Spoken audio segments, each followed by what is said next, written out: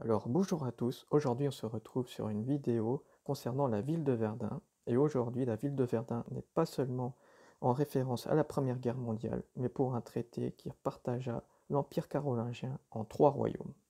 Comme je le disais, la ville de Verdun n'est pas seulement synonyme de la Première Guerre mondiale et de Poilu et de la bataille de Verdun, mais la ville fut également le lieu choisi pour conclure un traité qui est considéré par certains comme un acte fondateur des pays comme l'Allemagne, l'Italie et la France.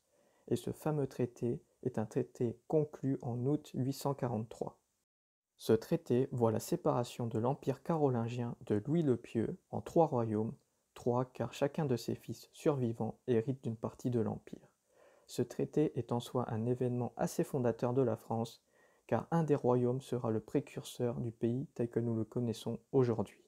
Pour contextualiser la période du traité, à ce moment, l'empereur Louis le Pieux meurt le 29 juin 840 à Elgenheim, près de Mayence, dans l'Allemagne actuelle. Il était alors le fils de Charlemagne et à la tête de l'Empire carolingien qu'il avait hérité de son père. À sa mort, son fils aîné Lothaire est en position de force pour succéder à son père, car il est le plus âgé par rapport à ses deux autres frères, Louis et Charles. Les deux frères, décidés à ne pas se laisser faire et de voir la totalité de l'Empire carolingien aux mains de leur frère, s'allient donc et battent Lothaire lors de la bataille de Fontenoy-en-Puisaye, près d'Auxerre, le 25 juin 841. Et l'année suivante, en 842, Charles et Louis renforcent leur alliance avec les serments de Strasbourg, et aujourd'hui, ces serments de Strasbourg sont les plus vieux manuscrits et témoignages en vieux français que nous possédons aujourd'hui. Les deux frères marchent alors sur Aix-la-Chapelle, là où réside Lothaire en tant qu'empereur de l'Empire carolingien, afin de le déposséder de son trône. Mais Lothaire fuit, et c'est alors que Charles et Louis prononcent la destitution de Lothaire et commencent à envisager l'Empire entre deux seuls, et de laisser l'Italie comme la seule part à Lothaire. Après d'autres batailles fratricides et d'autres victoires contre Lothaire, les trois frères s'entendent pour partager l'Empire carolingien lors du traité de Verdun, en août 843. Donc ce fameux traité est signé en août 843 dans la ville de Verdun entre les trois petits-fils de Charlemagne. Alors Charles le Chauve reçoit la Francie occidentale et qui sera appelée la France vers 1200.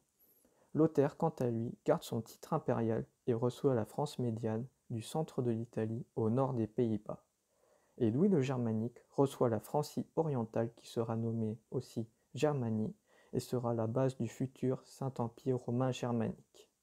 Ce traité et ce découpage entre quatre fleuves est très arbitraire car des populations de langues et de cultures différentes se retrouvent dans un même royaume, ce qui entraînera des tensions dans les différents royaumes ainsi composés. C'est pour cela que certains considèrent ce découpage et ce traité de Verdun comme un acte fondateur des pays comme l'Allemagne et la France, car aujourd'hui on peut aisément tracer les mêmes frontières. Et c'est ainsi que la vidéo sur le traité de Verdun se termine. J'espère que le fait historique vous intéressera et que cela vous apprendra quelque chose sur la ville de Verdun. N'oubliez pas de liker et de commenter si vous avez des choses à dire, et à bientôt.